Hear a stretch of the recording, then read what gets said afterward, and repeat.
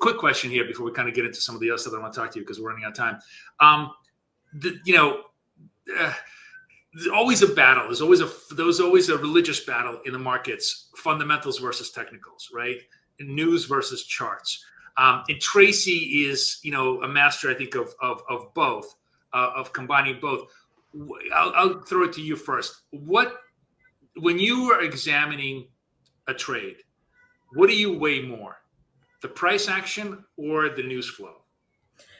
Well, price action, I think it's more Wow. important than anything. Wow. But You that said, surprised me with that. Okay. But because, news could come and, with oil, for example, because it happens all the time, you'll get a headline of some rumor of OPEC and, the bottom drops out. But if it's mostly a bullish trend, then, that's probably going to get bought back up. And Right. I pretty much know a BS headline when I see one at this point. But, how I approach, a trade in general is I need to have a fundamental basis for that first. So I need the fundamentals behind it. I need, before I even get into a trade, because to me, that's just very important. And, I'm very macro focused. So, I need a story for the trade. Right. And so I need a solid fundamental reason for me to get into a particular market. And then it's about, the price action versus news headline, kind of where you really have to, be more aware of, because, again, there's a lot of headlines that go on. You have to have some kind of a fundamental orientation. You have to have a fundamental. Yes. For me to get into a trade, whether, if it's, I want to get long, Right. platinum, for instance. All right, well, what are the fundamentals behind it, and why should it be a long trade? So that's how I approach the trade to begin with, is from the fundamental side. Now, let me ask you, because this is a very hard thing to do. In the middle of your thesis, you start to see lots of data that contradicts your thesis, or some data that contradicts your thesis. How much does it take to shake your faith in a trade? Are you okay at changing your mind? Does price action itself sometimes make you shake your faith? Like what? Yeah, you still have to be nimble in markets. Anything could happen. You never know. There could be attacks in the Red Sea suddenly that you don't know about. So you always have to be flexible, right?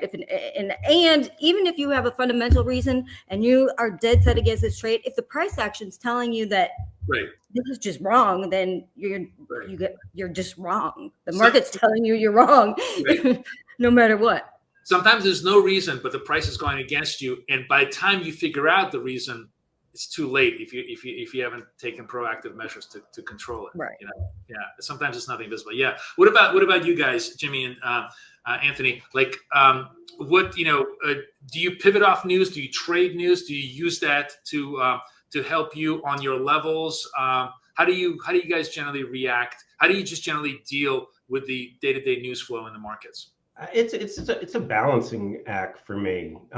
Sometimes it's always, I would love for the fundamentals. I'd love to get a strong fundamental background behind my thesis, and then have the charts confirm, and then trade off the technicals, in a perfect world. But I've often seen, price action lead news, and I've often seen like price action be agnostic to news. A great example was, trying to be short COVID when COVID was first starting to break out in January of that year. The market kept rallying, even as the layers of COVID was exposing itself. I remember in February, market kept rallying before it actually broke like a dam. I remember I was thinking, I was like, what the hell are they doing? People falling like flies. Yeah, I remember that. That's crazy. Right. So people say price is perfect, but it's not always, Right. So it's a balancing act. I keep an eye on both of them.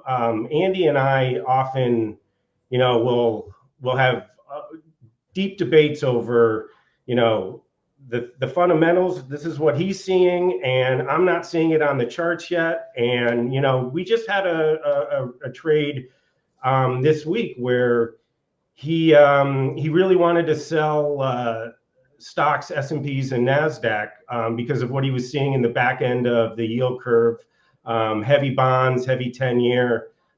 They kept making lower lows, you know.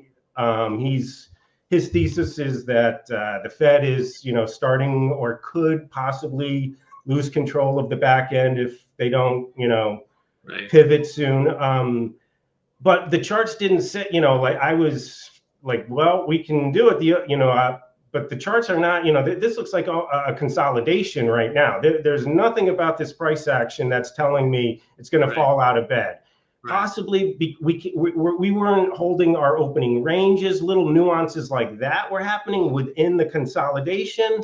But you know what? He was absolutely right. And his thesis, you know, the price action was actually lagging, but then we saw everything to come to fruition on Friday. So that's what I mean. Like it's a real balancing act. I don't think it's one over the other all the time. Yeah, no, it's an interesting point. Tony, you're famous for saying that it's not the news, it's how the market reacts to the news that really matters. Can you talk a little bit about that? You took the words right out of my mouth. The reaction. I know what you're going to say before you say it. I mean, you know, going back to what Jimmy said, the whole time I'm watching, you know, the 30-year just get clipped all week long, and I'm watching the NASDAQ just rally 500 points like it's nothing. I'm thinking to myself, oh my God, I want to sell this thing so bad. And then eventually it happens, right? And so timing's everything as well. So, you know, I think it always depends on what the news is and what market you're trading. I mean, news will supersede the charts if it's something that's shocking to the system, if it's something that's news, right? If it's data that's either baked in or anticipated, or you've got a lot of positioning coming into it that will totally skew what the news does. It's a totally different situation, right? I always look at it as like new news will always supersede charts because it's a rebalancing immediately. And so if you're a news trader, that's the times you look at.